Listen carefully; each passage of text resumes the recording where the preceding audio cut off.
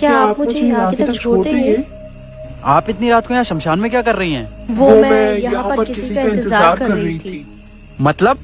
वो सब आप छोड़ो, आप मुझे बता दो, आप मुझे आगे तक छोड़ दोगे या नहीं? हाँ हाँ ठीक है। वैसे आपने बताया नहीं, आप यहाँ शमशान में क्या कर रहे थे? इंतजार।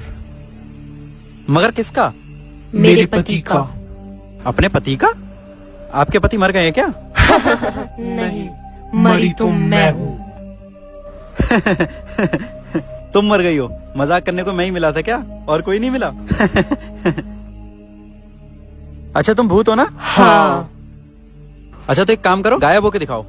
किसने कहा कि भूत गायब होते हैं? होते हैं मैम, होते हैं।